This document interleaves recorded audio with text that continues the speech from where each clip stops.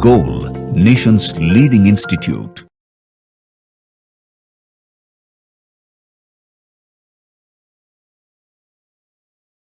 Hello everyone, myself Saurabh Kumar, Chemistry Faculty, Goal Institute. In this video, I am going to discuss Organic Chemistry part of AITS Major Test 6th. Question number 3.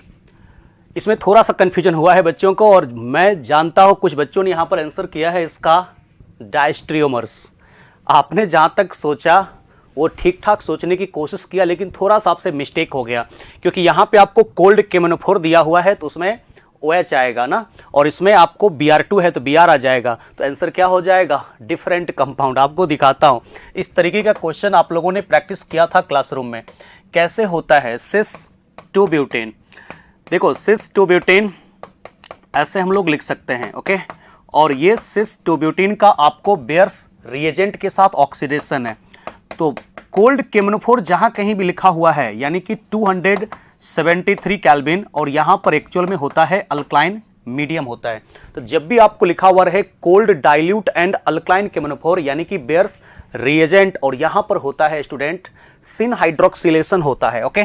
तो क्या करना है इसके case में? सिन hydroxylation करना है, OH का सिन addition. तो आपको पता है शॉर्टकट ट्रिक बताता हूं. सिस फॉर्म है ना, तो सिस फॉर्म के लिए आपको क्या लेना है? Plus sign. और सिन एडिशन के लिए क्या साइन लेना है? प्लस. तो प्लस प्लस क्या हो गया? प्लस. यानी कि हम लोग क्या करेंगे? हॉरिजॉन्टल लाइन पे सिमिलर एटम ग्रुप को सेम साइड रखेंगे. तो यहां जो मिथाइल है उसको रख देता हूं मैं वर्टिकल लाइन पर. अब यहां पे आपको पता है कि बेयर्स रिएजेंट के प्रेजेंस में आपको सिन हाइड्रोक्सिलेशन करना होता है, तो जो OH होगा ना उसको हम सेम साइड रख देंगे और जो दोनों हाइड्रोजन है उसको भी हम सेम साइड रख देंगे. और यहां से जो फॉर्मेशन करेगा इसको हम कहेंगे मेजोमर्स, ओके. ये आपको बन गया पहले X. और आपको पता है कि मेजोमर्स का जो मिरर इमेज होता है वो मिरर इमेज आइडेंटिकल होता है, तो सर उतना देखने की जरूरत नहीं है. अब आपको बताते हैं अगर इसका ब्रोमिनेशन होता है तो क्या होगा. तो ब्रोमिनेशन होगा सिस का, तो ये ब्रोमिनेशन करता हूं in the presence of CCl4, तो इलेक्ट्रोफिलिक एडिशन रिएक्शन होता है. और ब्रोमिनेशन जब होता है ना स्टूडेंट, इसके केस में एंटी एडिशन हो जाता है, ठीक है. ब्रोमिनेशन में एंटी एडिशन होता है, तो क्या करूंगा?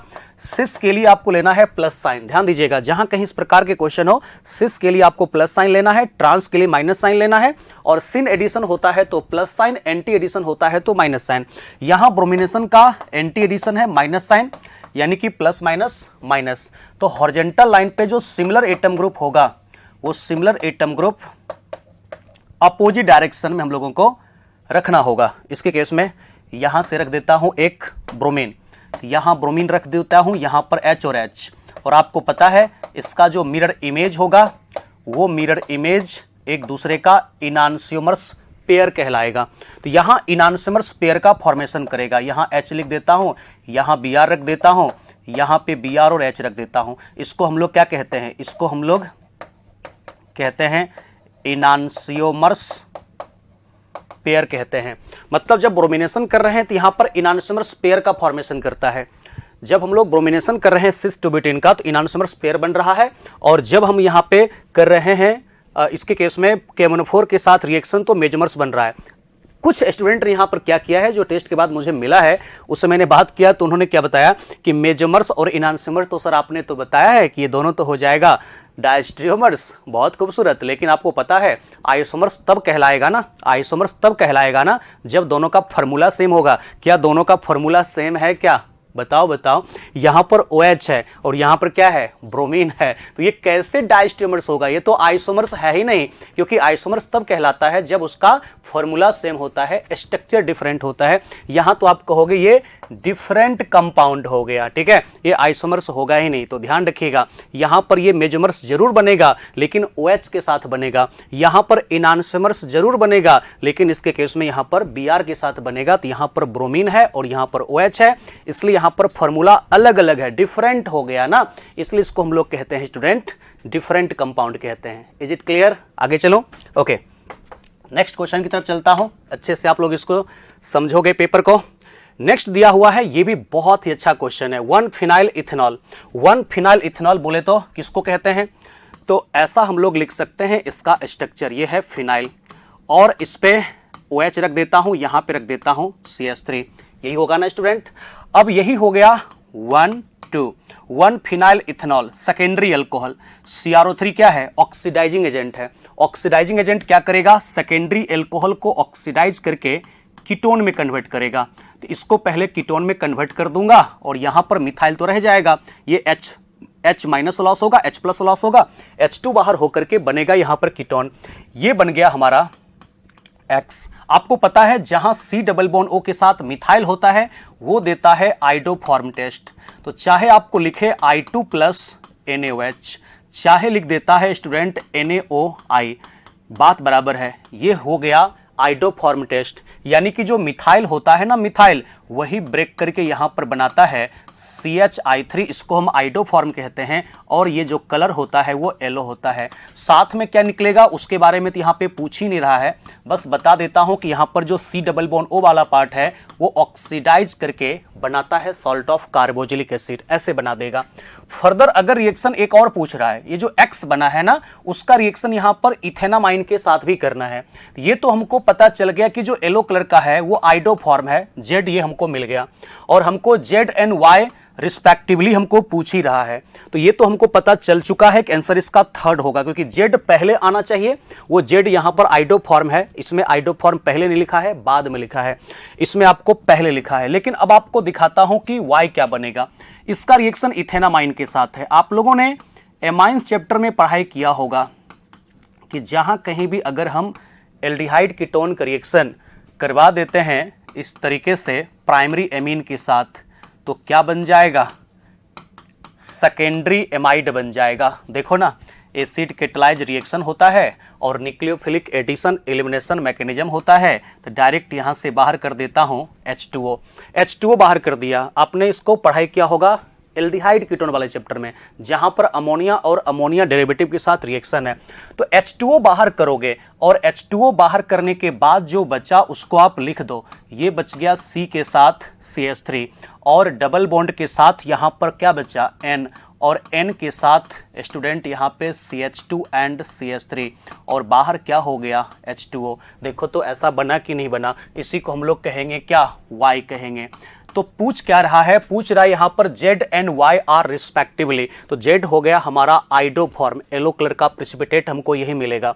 और जो Y हो गया इसके केस में वो दिख रहा होगा, फिनाइल है, उसके बाद C है, मिथाइल है, ठीक है, डबल बॉन्ड N के साथ एक इथाइल है। इसका मतलब इसका आंसर यहां पे थर्ड बिल्कुल करेक्ट दिया हुआ है। 5th नंबर क्वेश्चन आपको समझ में आ गया होगा, ठीक है। नेक्स्ट क्वेश्चन की तरफ चलता हूं स्टूडेंट। और Which of the following reaction are aldol condensation? ये तो आपने जरूर बनाया होगा, बनाया हो ना आप लोग? बिल्कुल सही बना होगा। ये आपको एल्डोल कंडेंसेशन बिल्कुल है, आप समझ रहे हो। ये यहाँ पर अल्फा H है। जब किसी एल्डिहाइड कीटोन में अल्फा H दिया हुआ रहता है और डाइल्यूट अल्कली के साथ अगर हीट करते हैं, तो आपको शॉर्टकट मेथड मैंने बताया है पहले, प्रीवियस कुछ टेस्ट हुआ था उसमें। क्या होता है? यहाँ पर डाइमराइजेशन होता है। तो 2 मॉलिक्यूल लेना है, एक मॉलिक्यूल में से निकालना है 2 अल्फा H, एक मॉलिक्यूल में से 2 अल्फा H को निकालना है और एक मॉलिक्यूल में से ऑक्सीजन को निकालना है। इसको निकालने के बाद जो बचा उसका हम कपलिंग कर देते हैं। तो CH3CH डबल बॉन्ड के साथ CH और फिर हो गया C डबल बॉन्ड OH और H2O बाहर हो गया। देखो तो ऐसा बना है कि नहीं? CH3CH डबल बॉन्ड CH और C डबल बॉन्ड OH जो मैंने ओपन करके लिखा है उसी को क्लोज करके लिख दिया, ये हो गया। ये रिएक्शन एक्चुअल में केनिजारो रिएक्शन है, क्योंकि यहां पर CH2O का मतलब हो गया फॉर्मल्डिहाइड। इसके पास अल्फा H नहीं है, तो एक बना है एल्कोहल, एक बना है पोटासियम फॉर्मेट। ये है केनिजारो रिएक्शन। ये एल्डोल कंडेंसेशन है, क्योंकि एसीटोन का डाइल्यूट अल्कली के प्रेजेंस में, डाइल्यूट लिखे चाहे नहीं लिखे अंडरस्टूड है, अल्कली है तो डाइल्यूट ही यहां पर लिया गया होगा। और आपको पता है हीट जब किया गया है मतलब कंडेंसेशन हुआ है। तो 2 मॉलिक्यूल लेना है, एक में से निकालना है ऑक्सीजन और दूसरे में से निकालना है 2 अल्फा हाइड्रोजन एटम को। तो इस तरीके से यहां पर हो जाएगा कंडेंसेशन। तो ऑक्सीजन निकाल देते हैं और दूसरे मॉलिक्यूल में से 2 अल्फा H को निकाल देते हैं, ठीक है। तो जो बचता है स्टूडेंट उसको कपलिंग कर देता हूं CH3 and CH3 double bond के साथ CH और फिर यहां पर हो गया इसके केस में C double bond O, last में यहां पे लगा देता हूं CH3। देखो तो, अरे भैया इसी को ना लिखा है CH3 का होल 2, जो यहां पे लिखा हुआ है मैंने ओपन करके उसी को लिखा है CH3 का होल टू C, उसके बाद डबल बॉन्ड CH और फिर मैंने ओपन करके लिखा है यहां पे C डबल बॉन्ड O को, इन्होंने क्या किया है COCH3 लिख दिया, मतलब ये एल्डोल कंडेंसेशन है।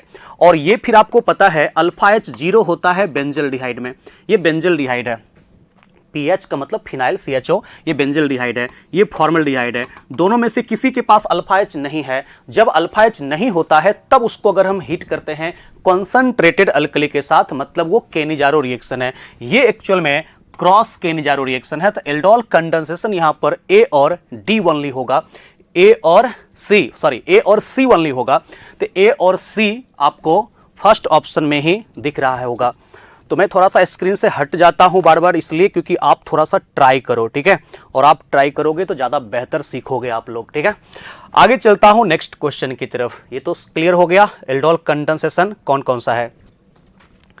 अब आते हैं नेक्स्ट क्वेश्चन, कह रहा है 12th number, the compound x on treatment with sodium metal gives Y and with SOCl2 gives Z.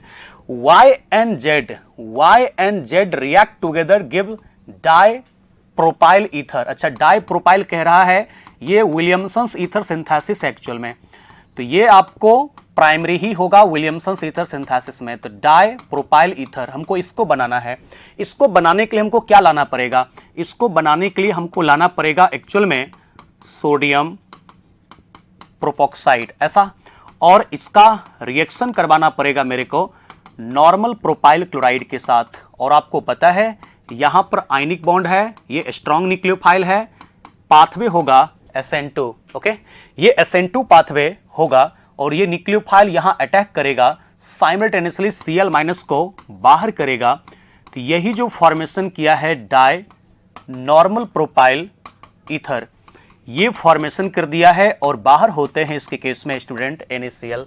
Clear है। तो अब आ जाओ यहां पे टेक्निक हम लोग देखते हैं कि सबसे पहले X कंपाउंड है जिसका सोडियम मेटल के साथ रिएक्शन करवाना है। तो सोडियम मेटल के साथ रिएक्शन किसका करवाएंगे कि हमको मिल जाए सोडियम प्रोपोक्सी। तो ये आपको एल्कोहल से होगा, जो एल्कोहल आपको दिया हुआ है ना नॉर्मल प्रोपाइल एल्कोहल, इसी नॉर्मल प्रोपाइल एल्कोहल का हम रिएक्शन करवाएंगे सोडियम मेटल के साथ। तो H2 गैस लिबरेट होता है। आपको पता है कि जब कभी हम एल्कोहल, कार्बोक्सिलिक एसिड या फिनॉल का रिएक्शन करवाते हैं सोडियम मेटल के साथ तो उसका हमको सॉल्ट मिलता है, साथ में यहां पर H2 गैस बाहर हो जाता है। यानी कि हमको सबसे पहले कह रहा है कंपाउंड X, तो कंपाउंड X हम लोगों को यही हो गया। On treatment with sodium metal gives Y, तो Y ये दे दिया, विथ SOCl2 गिव्स Z। अच्छा, इसी X का रिएक्शन हमको करवाना है SOCl2 के साथ। आप जानते हो SOCl2 के साथ क्या होता है, OH को रिप्लेस करता है इसका क्लोरीन, तो OH को रिप्लेस करेगा इसका क्लोरीन, तो बनेगा नॉर्मल प्रोपाइल क्लोराइड और साथ में निकलता है SO2 गैस और HCl। आप जानते हो इसको। तो यहां से SO मिलके SO2, एक Cl और एक H मिलकर के HCl और एक क्लोरीन रह जाएगा CH2 के साथ, ये बन गया। तो ये SOCl2 के साथ देता है Z और यही कह रहा है कि Y and Z, तो Y और Z आपको पता चल चुका है, यही स्ट्रॉन्ग न्यूक्लियोफाइल इसके साथ करता है SN2 पाथवे के साथ रिएक्शन, तो बनाता है डाई प्रोपाइल ईथर। तो पूछ रहा है X, Y and Z are respectively, खोज लो आंसर यहां पे कौन सा आ रहा है। तो साफ साफ दिख रहा है कि आंसर इसका जो मुझे आएगा 12th का 1 आएगा, क्योंकि ये है 1 2 3 नॉर्मल प्रोपाइल अल्कोहल, ये हो गया सोडियम नॉर्मल प्रोपोक्साइड और यहां पर 1 2 3 कार्बन का चेन आपको दिख रहा होगा, इसके साथ रिएक्शन होगा तो डाई नॉर्मल प्रोपाइल ईथर का फॉर्मेशन इसके केस में हो सकता है। और कोई ऑप्शन तो ऐसा तुमको कंफ्यूजन नहीं होना चाहिए, बिल्कुल नहीं। चलता हूं नेक्स्ट क्वेश्चन की तरफ। नेक्स्ट जो हमारा क्वेश्चन है, अरे बाप, ये भी बहुत अच्छा क्वेश्चन दे दिया है, बहुत अच्छा क्वेश्चन दिया है। यहां से क्या कह रहा है, which of the following reagents are suitable for following conversion. अगर सीधा सीधी पढ़ने वाले स्टूडेंट आप हो तो आपको दिक्कत हुआ होगा, सिर्फ आप एनसीईआरटी पढ़ते रहते हो तो थोड़ा दिक्कत हुआ होगा।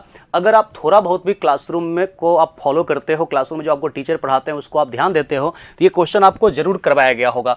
देखो क्या कह रहा है, हमको यहां कीटोन दिया हुआ है, कार्बोक्सिलिक एसिड दिया हुआ है। कीटोन और कार्बोक्सिलिक एसिड दो फंक्शनल ग्रुप दिया हुआ है, लेकिन कीटोन का रिडक्शन नहीं हो रहा है, कीटोन अपनी जगह पे फिक्स है।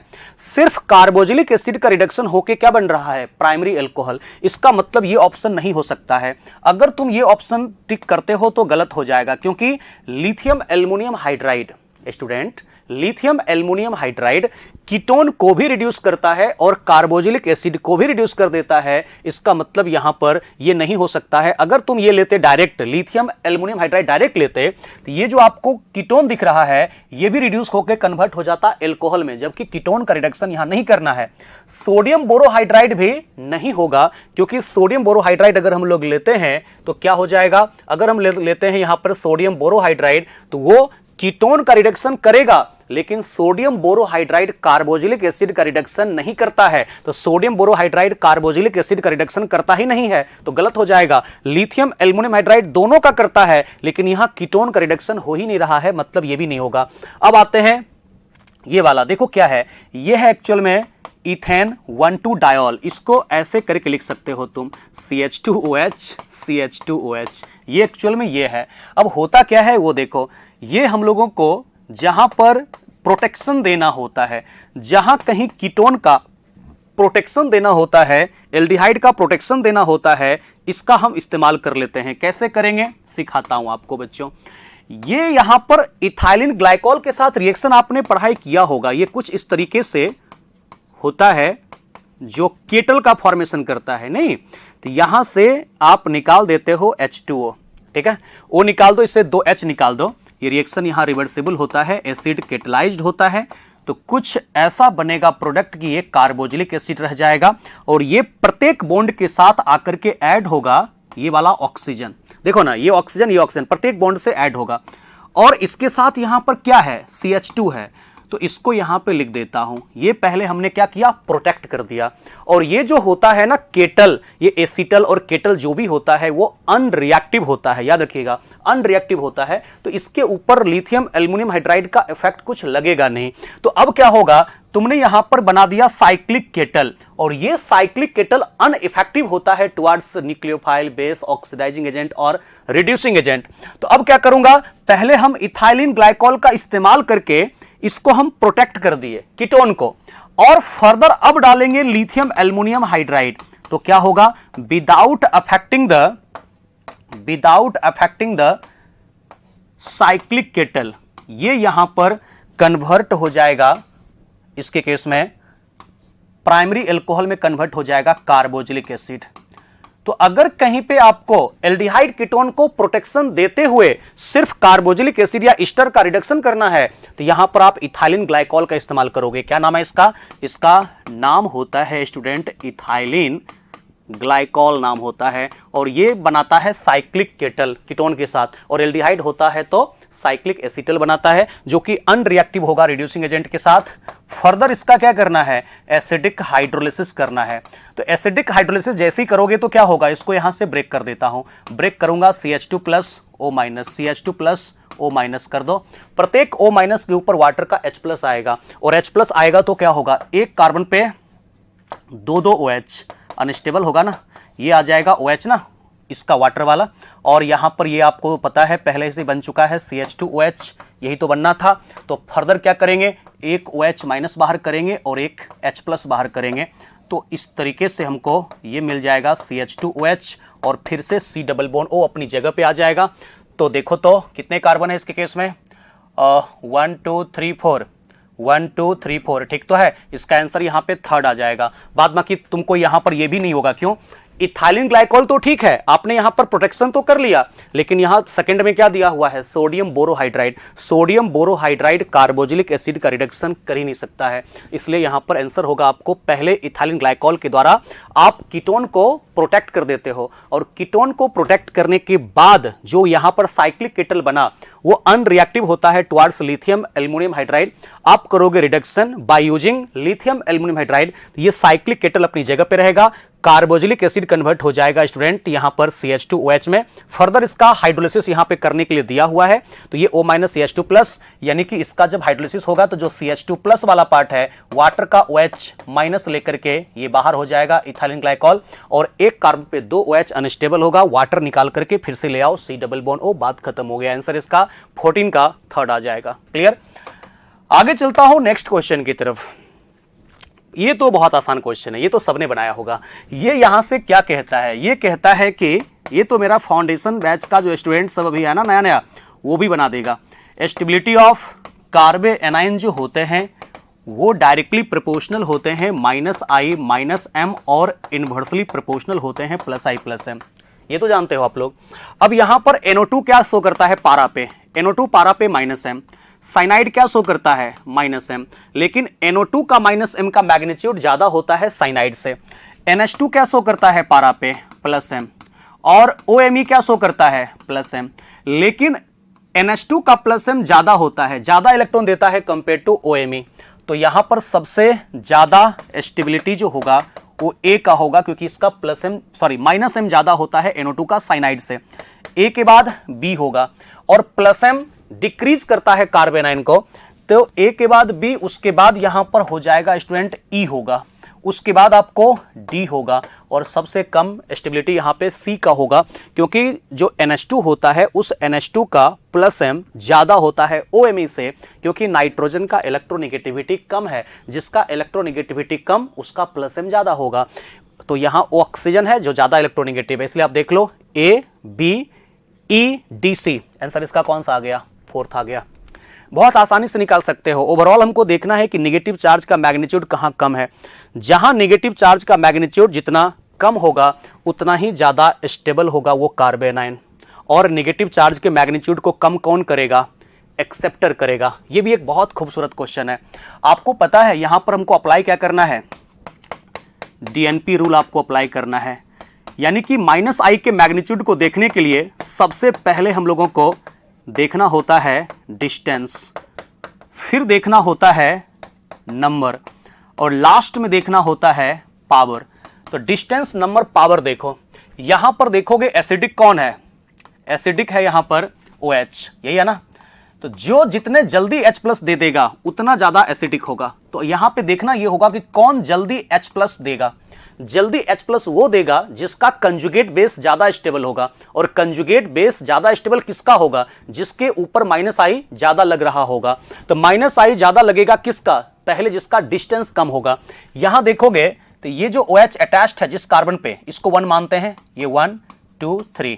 यहां भी तुम देख लो इसके केस में, यहां भी मान लेते हो ये 1 2 3, ऐसा हो गया। यहां भी देखोगे 1 2 3, और यहां भी देखोगे ये 1 2 3, ऐसा नंबरिंग कर दिया। यहां फर्स्ट कार्बन पे ही एक NO2 है, यहां फर्स्ट कार्बन पे 2 क्लोरीन है, तो डिस्टेंस सेम हो गया। 1 कार्बन दोनों पे लगा हुआ है -I, तो डिस्टेंस सेम हो गया। यहां 2 पे लगा हुआ है -I वाला ग्रुप, तो -I वाला ग्रुप यहां पे सेकेंड कार्बन पे है, यहां पर भी सेकेंड कार्बन पे है, यहां पर फर्स्ट कार्बन पे ही लगा हुआ है, 2 क्लोरीन लगा हुआ है -I फर्स्ट कार्बन पे। यहां फर्स्ट कार्बन पे एक NO2 का -I लग रहा है। तो पहले हम लोग देखते हैं डिस्टेंस, तो A और B में डिस्टेंस कम है, तो A और B में डिस्टेंस कम है compare to C and D, किसका, -I इफेक्ट जो लगा रहा है ग्रुप उसका। यानी कि A और B ज्यादा एसिडिक होगा क्योंकि -I ज्यादा लग रहा है। पहले प्रायोरिटी देते हैं डिस्टेंस को, उसके बाद जब A और B में डिस्टेंस सेम हो गया है तो नंबर को प्रायोरिटी देते हैं। यहां 2 क्लोरीन है तो -I ज्यादा लगेगा OH के ऊपर, यहां एक ही NO2 है तो -I कम लगेगा। इसलिए यह मत सोचना कि क्लोरीन का -I कम होता है NO2 से, वो सही बात है, क्लोरीन का -I NO2 से कम होता है। कब, जब दोनों का डिस्टेंस सेम होता है, नंबर सेम होता है तब। यहां डिस्टेंस सेम है लेकिन नंबर ज्यादा किसका है, क्लोरीन का, तो 2 क्लोरीन मिलकर के -I ज्यादा लगाएगा कंपेयर टू यहां पर एक NO2, यानी कि सबसे ज्यादा एसिडिक स्ट्रेंथ यहां पर होगा B का, उसके बाद किसका होगा, A का, क्योंकि इसमें डिस्टेंस दोनों में कम है। यहां पे डिस्टेंस बढ़ गया है NO2 का। अब यहां भी सेकंड पे एक NO2, यहां सेकंड पे 2 क्लोरीन, तो यहां पर डिस्टेंस C और D में डिस्टेंस सेम हो गया। तब क्या देखेंगे, नंबर, यहां 2 क्लोरीन है उसका -I ज्यादा होगा, यानी कि D होगा ज्यादा एसिडिक, सबसे कम कौन होगा, C, तो BADC। ऐसा देखो तो कोई आंसर दे रहा है क्या, BADC, इसका आंसर आपको 3rd हो जाएगा। तो प्रायोरिटी ऑर्डर देख लीजिएगा, पहले हम डिस्टेंस को प्रायोरिटी देते हैं, तो डिस्टेंस इस दोनों में कम है, इस दोनों में ज्यादा है -I इफेक्ट का डिस्टेंस। फिर नंबर को प्रायोरिटी देते हैं, जब दोनों में डिस्टेंस सेम हो गया तो जिसमें नंबर ज्यादा है उसका मैग्नीट्यूड ऑफ -I ज्यादा होगा। फिर इस दोनों में डिस्टेंस सेम हो गया है तो नंबर को प्रायोरिटी देते हैं। तो डिस्टेंस और नंबर पे ही ये क्वेश्चन चलेगा, पावर देखने की जरूरत तब पड़ता है जब डिस्टेंस और नंबर दोनों सेम हो जाता है। क्लियर है? तो 20 का आंसर यहां पे थर्ड हो जाएगा। डीएनपी रूल, डिस्टेंस पहला प्रायोरिटी, उसके बाद नंबर, फिर पावर को प्रायोरिटी देते हैं -i के मैग्नीट्यूड को देखने के लिए। इसको ध्यान दीजिएगा। 20 नंबर के बाद नेक्स्ट एक क्वेश्चन आते हैं, match the column 1 with column 2। बहुत खूबसूरत क्वेश्चन है, देख लो। यहां से क्या होगा, क्वेश्चन थोड़ा सा बड़ा है, इस पे हमको एडजस्ट करना पड़ेगा इसको। गुड। देखो बच्चों क्या कह रहा है, सबसे पहली बात ए वाला रिएक्शन देखोगे, यहां से NOH H+ निकाल देगा, बन जाएगा ये, और इसका रिएक्शन हो जाएगा प्राइमरी एल्काइल हैलाइड के साथ। क्लोरीन को बाहर कर दूंगा। अरे भैया ये क्या है, विलियमसन ईथर सिंथेसिस है। फिनॉल का रिएक्शन NOH के साथ होगा तो पहले बनेगा सोडियम फिनॉक्साइड, और सोडियम फिनॉक्साइड का रिएक्शन होगा मिथाइल क्लोराइड के साथ, जो 1 डिग्री एल्काइल हैलाइड है, SN2 पाथवे से बनेगा ईथर। इसको हम कहते हैं विलियमसन ईथर सिंथेसिस कहते हैं। तो आपको ए वाले का जो आंसर हो जाएगा वो हो जाएगा 4। बी वाले का क्या होगा, यहां पर एक्चुअल में रिएक्शन लिख दिया है, यहां से आएगा ये। एक्चुअल में स्टूडेंट यहां कार्बोजिलिक एसिड है, यहां कार्बोजिलिक एसिड है, इसको कर लेना। तो जब कार्बोजिलिक एसिड का रिएक्शन एल्कोहल के साथ होता है वो बना है ईस्टर, इसको हम एस्टरिफिकेशन कहते हैं। तो एस्टरिफिकेशन हो गया बी नंबर, यानी 1 हो गया। सी नंबर में आ जाओ। अरे भैया ये तो केनिजारो रिएक्शन है, अभी आपने देखा है पीछे क्वेश्चन। तो जब कभी अल्फा H 0 हो जाए उसको हम लोग कॉन्सनट्रेटेड अल्कली के साथ हीट करते हैं, तो एक मॉलिक्यूल बनता है सॉल्ट ऑफ कार्बोजिलिक एसिड, एक बनता है प्राइमरी अल्कोहल, इसको हम केनिजारो रिएक्शन कहते हैं। तो सी वाले का आंसर यहां पे सेकेंड हो जाएगा। डी वाले का क्या होगा, ये है एक्चुअल में, यहां पर आपको पता है अल्फा हाइड्रोजन एटम 1 है, तो जब अल्फा H 1 है मतलब HVZ रिएक्शन हो गया, हिल भुल्हार जिलेस्की रिएक्शन हो गया, यानी कि डी का आंसर कौन सा हो जाएगा, थर्ड। डी का थर्ड हो जाएगा। तो ऐसा कौन सा मैच कर रहा है देख लो, ए का 4 और बी का 1 आ रहा है, सी का 2, इसका मतलब सी का 2 एंड डी का 3। अरे भैया आंसर मिल गया, 4 होगा। ए का 4, बी का 1, सी का 2, डी का 3, ऐसे मैच कर लेना आप लोग, ठीक है। आसान है क्वेश्चन, ये सब रिएक्शन बस हमको आना चाहिए, बन जाएगा आसानी से। नेक्स्ट क्वेश्चन, इसको आप ट्राई करो। तो पहले मैं हट जाता हूं, एक बार खुद ट्राई करो, उसके बाद मैं आपको सॉल्व करके दिखाता हूं किस तरीके से बन सकता है। बहुत ही खूबसूरत क्वेश्चन है ये, बन गया आप लोगों से, वेरी गुड। अब देखो इसमें क्या कह रहा है, कह रहा है आपको कि बनाना है क्लोरोबेंजीन, सॉरी बनाना है बेंजेनामाइन, मतलब एनोलिन बनाना है। तो आपको यहां से क्लोरोबेंजीन से बनाना है बेंजेनामाइन। बेंजेनामाइन कहने का मतलब हो गया एनोलिन, ये बनाना है। तो कैसे बनेगा, जहां तक मुझे लग रहा है जैसे क्लोरोबेंजीन दिया और मुझे एमाइन लाना है, तो पहले हमको बना लेना चाहिए, जितना हमको ये दिया हुआ है यहां पर रिएजेंट, उसमें ज्यादा अच्छा रहेगा कि हम बना लें इसको ग्रिग्नार्ड रिएजेंट। तो पहले क्या करता हूं कि इस क्लोरोबेंजीन का रिएक्शन करवा देता हूं मैग्नीशियम मेटल के साथ in the presence of dry ether. तो क्या होगा, इस क्लोरीन और फिनाइल के बीच का बॉन्ड टूटेगा स्टूडेंट, और बीच में आ जाएगा मैग्नीशियम, बन जाएगा फिनाइल मैग्नीशियम क्लोराइड। और इस फिनाइल मैग्नीशियम क्लोराइड का फर्दर रिएक्शन करवा देता हूं कार्बन डाइऑक्साइड के साथ, मतलब अब मैकेनिज्म हो जाएगा न्यूक्लियोफिलिक एडिशन रिएक्शन। कैसे, तो यहां पर Mg+ फिनाइल का माइनस, यही न्यूक्लियोफिलिक एडिशन होगा, ये ओपन हो जाएगा। तो कैसा दिखेगा, ये कुछ ऐसा दिखेगा, फिनाइल के साथ C double bond O -MgCl+। ऐसा देखो ना, हो रहा है कि नहीं हो रहा है। पहले क्लोरीन और फिनाइल के बीच में मैग्नीशियम आ गया, फिर वो स्ट्रॉन्ग न्यूक्लियोफाइल CO2 के ऊपर अटैक करेगा, न्यूक्लियोफिलिक एडिशन हो गया, C डबल बॉन्ड O को ऊपर लिख दिया, O- के साथ MgCl चला गया। उसका फर्दर क्या करना है स्टूडेंट, एसिडिफिकेशन करना है। तो यही जो O- आपको दिख रहा है, यही O- H3O+ के H+ को पिक करके बना देगा बेंजोइक एसिड। फर्दर इसका अमोनिया के साथ रिएक्शन करवा देता हूं, क्योंकि हीट लिखा हुआ है। तो हीट जैसे लिखा हुआ है मतलब यहां से आपको अमोनिया को डायरेक्ट ब्रेक कर दो H+ NH2- में, हीट करोगे H2O बाहर कर देता हूं।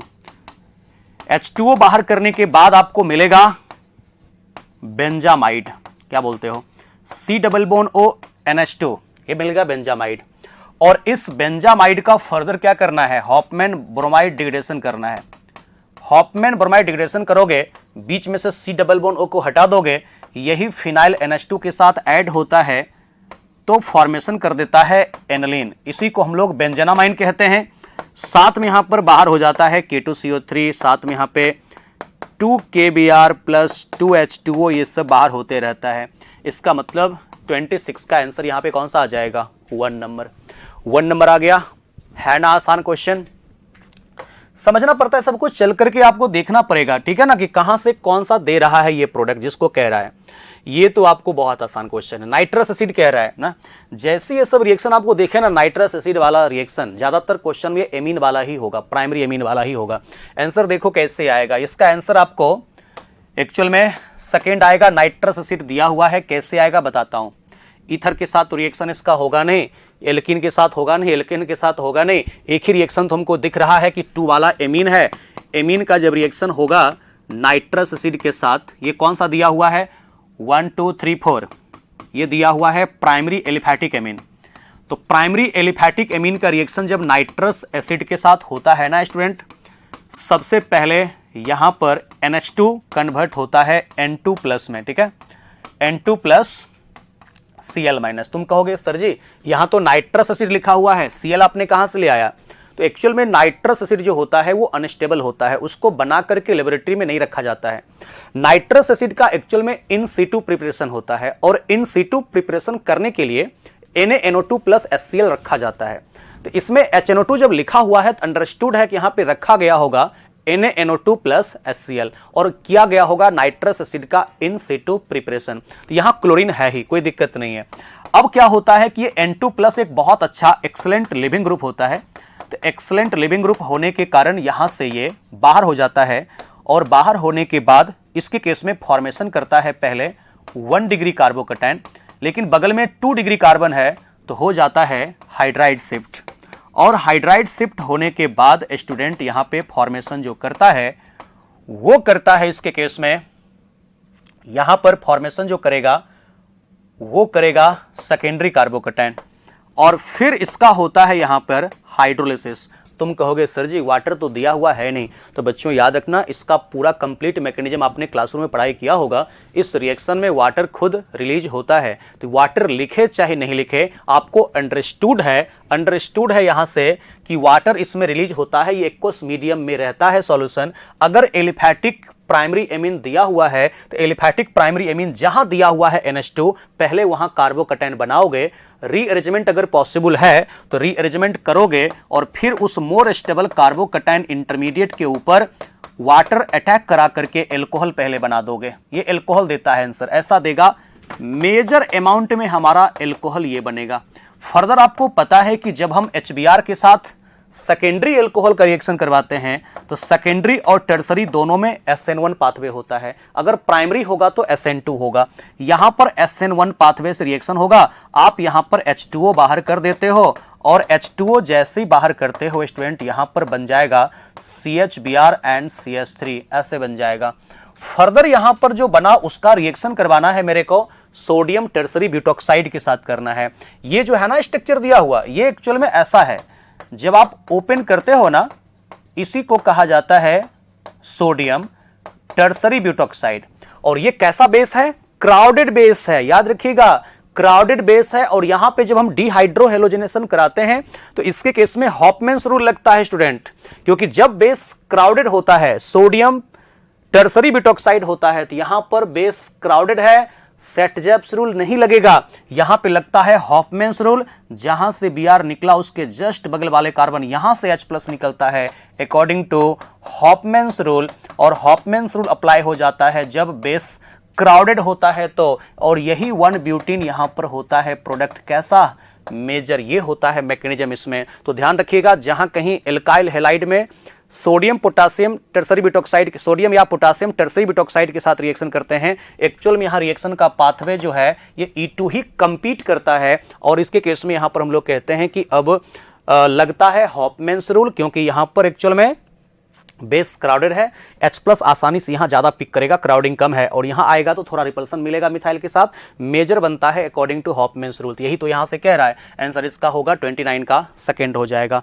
क्लियर है? आगे चलो, नेक्स्ट चलता हूं क्वेश्चन की तरफ। 29 हो गया, 32, ये तो बहुत आसान है।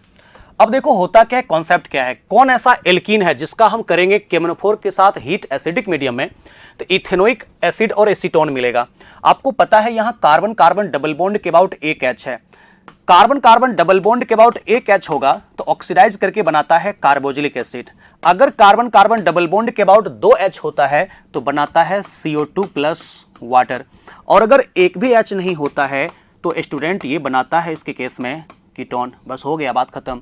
यहां पे कार्बन कार्बन डबल बॉन्ड के अबाउट एक H है, मतलब यहां पर CH3, ये CH3 COOH ये बना देगा एसिटिक एसिड। इसके अबाउट एक भी H नहीं है, देखो ना यहां पर जहां कार्बन कार्बन डबल बॉन्ड है एक भी H नहीं है, ये बना देगा एसीटोन। आंसर लगता है मुझे पहला ही आ जाएगा, क्योंकि यहां पर देखोगे एक H है तो ये क्या बनाएगा CH3 और एक और है CH2 COOH, यानी कि ये प्रोपानोइक एसिड बना देगा, जबकि मुझे इथानोइक एसिड कह रहा है। और साथ में यहां पर बन जाएगा एक भी H नहीं है, कीटोन। यहां पे कार्बन कार्बन डबल बॉन्ड के अबाउट यहां भी H है, यहां भी H है, तो दोनों का दोनों मॉलिक्यूल यहां पर क्या बनाएगा, इथेनोइक एसिड बनाएगा, कीटोन बनाएगा ही नहीं, दोनों के अबाउट H है। यहां दिखाओगे दोनों के अबाउट H नहीं है तो दोनों का दोनों यहां पर क्या बनाएगा, एसीटोन बनाएगा। इसका मतलब यहां पे 32 का आंसर आपको जो आएंगे स्टूडेंट वो 1 आ जाएगा। क्लियर है? एक H होगा तो कार्बोजिलिक एसिड बनेगा, 2H होगा तो CO2 प्लस वाटर बनेगा, एक भी H नहीं होगा तो कीटोन बनेगा। यही कॉन्सेप्ट है, 32 का 1 आंसर आ जाएगा। नेक्स्ट चलता हूं। अच्छा, ये दिया हुआ है आपको क्रोमेटोग्राफी से दिया हुआ है, पार्टीशन क्रोमेटोग्राफी से है। तो in partition chromatography stationary phase is thin film of liquid present in the inert support. सही बात है, जो वहां पर पेपर होता है क्रोमेटोग्राफी पेपर में, आप जानते हो कि paper chromatography is a type of partition chromatography. तो पेपर के अंदर जो ट्रैप वाटर होता है वही यहां पर कहलाता है, इसके केस में thin film of liquid present in the inert support, वही एक्चुअल में यहां पर होता है स्टेशनरी फेज। तो सही कह रहा है कि in partition chromatography stationary phase is thin film of liquid present in the inert support, बिल्कुल करेक्ट है। और स्टेटमेंट 2 कहता है कि in paper chromatography paper contains water trapped in it which acts as the stationary phase. दोनों statement यहां पे बिल्कुल सही है। देखो पार्टीशन क्रोमेटोग्राफी में क्या होता है कि mobile phase and stationery phase दोनों लिक्विड ही होता है, जबकि वहां पे हम लोग जो पढ़ते हैं एडजॉर्प्शन क्रोमेटोग्राफी, चाहे वहां पे कॉल्यूम पढ़ते हैं चाहे वहां पे टीएलसी पढ़ते हैं, वहां पे जो स्टेशनरी फेज होता है वो सॉलिड होता है और जो मोबाइल फेज होता है वो लिक्विड होता है। लेकिन यहां पर दोनों के दोनों लिक्विड ही होते हैं, चाहे मोबाइल फेज चाहे स्टेशनरी फेज। तो यहां पर जो कह रहा है कि in partition chromatography stationary phase is thin film of liquid present in the inert support, ये सही है।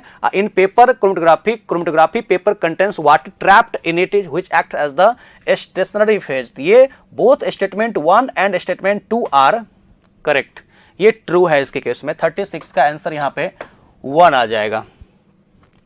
नेक्स्ट यहां से कह रहा है the total number of carbon atom present in tyrosine amino acid as. Tyrosine में एक्चुअल में क्या होता है, यहां पर एक पारा पोजीशन पर होता है, पारा पोजीशन पर OH होता है, फिर एक बीच में CH2 हो जाएगा और C के साथ यहां पर एक H होता है और फिर यहां पर एक NH2 होता है और फिर यहां COH होता है। तो 6 यहां पर हो गया, 7 8 9, मुझे लगता है कि 9 कार्बन यहां पर इसके केस में होना चाहिए। ठीक है, तो अगर हमको टायरोसिन का स्ट्रक्चर याद रहेगा तो क्वेश्चन यहां से बन जाएगा। तो पारा पोजीशन पर एक, इसके केस में आपको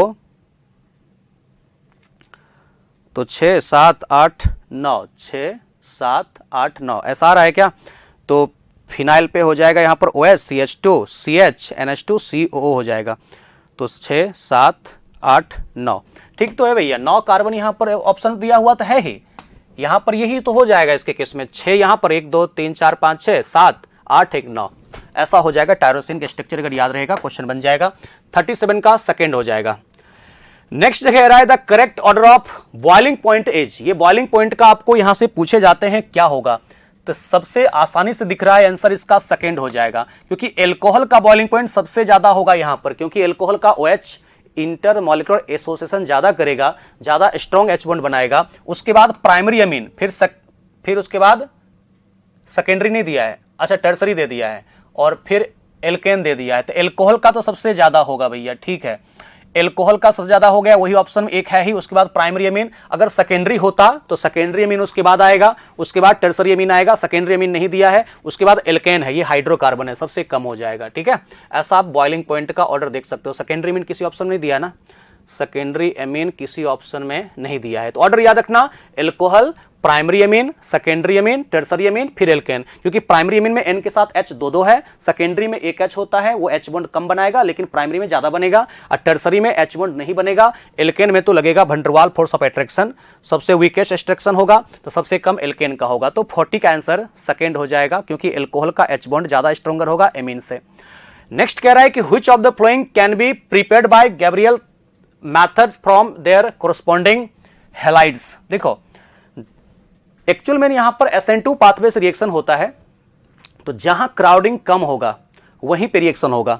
तो सबसे पहली बात आप देखो, नियोपेंटाइल एमीन, नियोपेंटाइल एमीन बनाने के लिए हमको क्या लेना पड़ेगा?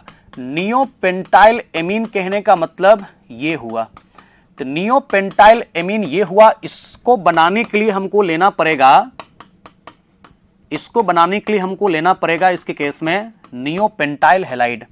तो अगर आप गैब्रियल थाइलिमाइड सिंथेसिस करोगे ना, तो एक्चुअल में थैलिक एसिड का आप जानते होंगे रिएक्शन कराते हैं अमोनिया के साथ, तो बनता है थैलामाइड, थाइलिमाइड स्ट्रांगली हीट करने के बाद, और उसी का पहले बेस के साथ निकाल देते हैं H+ को, तो ये बनता है पोटासियम थाइलिमाइड। यही यहां पे रिएक्शन नहीं कर पाएगा क्योंकि क्राउडिंग ज्यादा है ना बैक साइड में, तो क्राउडिंग ज्यादा हो गया तो यहां रिएक्शन फर्दर नहीं हो पाएगा, जिसके कारण ये नियोपेंटाइल एमीन को बनाना मुश्किल है। एलाइल एमीन आंसर हो सकता है, क्योंकि एलाइल एमीन अगर आप देखते हो तो CH2 डबल बॉन्ड CH और फिर यहां पे CH2NH2। इसको बनाने के लिए हमको क्या लेना पड़ेगा? इसको बनाने के लिए हमको लेना पड़ेगा CH2 double bond CH CH2X। ये 1 डिग्री है, और 1 डिग्री में SN2 पाथवे आराम से हो सकता है। तो गैब्रियल थाइलिमाइड सिंथेसिस 1 डिग्री एमीन को बनाने के लिए होता है। तुम कहोगे सर जी ये भी तो 1 डिग्री एमीन ही है, लेकिन 1 डिग्री के बगल में यहां पे क्राउडिंग बहुत ज्यादा है, तो क्राउडिंग ज्यादा है तो रिएक्शन नहीं हो पाता है SN2 पाथवे से, यहां ये क्राउडेड एमीन नहीं बन पाता है। ये बन पाएगा क्योंकि 1 डिग्री के बगल में ज्यादा क्राउडिंग नहीं है, ऐसा वाला एमीन बनेगा। विनाइल एमीन बनाने के लिए हमको क्या चाहिए? विनाइल एमीन कहने का मतलब हो गया ये, और इसको बनाने के लिए हमको लेना पड़ेगा कार्बन कार्बन डबल बॉन्ड के साथ डायरेक्टली अटैच्ड हेलोजन। ये तो बन ही नहीं सकता है ना, यहां पर क्या है? अल्फा अनसैचुरेशन है, अल्फा अनसैचुरेशन में SN2 हो ही नहीं सकता है। तो जब आपको carbon carbon double bond triple bond के साथ हेलोजन डायरेक्टली अटैच्ड होगा, तो डबल बॉन्ड ट्रिपल बॉन्ड के साथ डायरेक्टली अटैच्ड NH2 वाला एमीन नहीं बन सकता है। अगर हम बात करें एनालिन का, यहां पर भी आपको पता है कि कार्बन कार्बन डबल बॉन्ड के साथ डायरेक्टली अटैच्ड NH2 है, तो डायरेक्टली अटैच्ड हेलोजन लेना पड़ेगा रिएक्शन करने के लिए। यहां SN2 हो ही नहीं सकता है क्योंकि यहां पर अल्फा अनसैचुरेशन है। तो याद रखना, ऐसा एमीन जो carbon carbon double bond triple bond के साथ डायरेक्टली अटैच्ड हो, वो गैब्रियल थाइलिमाइड सिंथेसिस में नहीं बन सकता है। या फिर ऐसा 1 डिग्री एमीन जिसके पीछे बहुत क्राउडिंग है, वो भी नहीं बन सकता है। बन सकता है सिंपली ये सब वाला, अगर आपको बनाना है मिथाइल एमीन ये बन सकता है, या फिर आपको इथाइल एमीन ये बन सकता है, नॉर्मल प्रोपाइल एमीन ये सब बन सकता है। ये सब यहां पे बन सकता है जहां 1 डिग्री एमीन है और 1 डिग्री के बगल में क्राउडिंग नहीं है। या फिर अगर तुम फिनाइल वाला बनाना चाहते हो तो फिनाइल के साथ CH2NH2 कर दो, ये सब यहां पर बन सकता है। लेकिन 1 डिग्री के बगल में जब क्राउडिंग ज्यादा हो गया तो अब यहां पर नहीं बन सकता है। तो 41 का आंसर यहां पे 2 हो सकता है स्टूडेंट, इसको आप लोग यहां से बना सकते हो। क्लियर हो गया कॉन्सेप्ट? यहां तक कोई दिक्कत तो नहीं है? आगे चलता हूं, देखता हूं और भी क्वेश्चन कोई बचा हुआ है क्या? बिल्कुल नहीं। तो सारे क्वेश्चन आज हम लोगों ने डिस्कस कर लिया है। ये पेपर बहुत ही अच्छा था, नीट के लेवल का बिल्कुल अच्छा क्वेश्चन दिया है। उम्मीद करता हूं आप इससे कुछ सीखे होंगे और इसको आप इंप्लीमेंट करोगे। आप और भी टेस्ट अभी बाकी है, अच्छे से आप एक एक क्वेश्चन को पढ़ो, समझो और फिर उसको कॉन्सेप्चुअल आंसर करने की कोशिश करो। जो नहीं बन पाता है उसको रूम आकर के आपको जो पास क्लास नोट्स है या NCERT है उसको आप पढ़ो और उससे आंसर निकालने की कोशिश करो। Okay, thank you.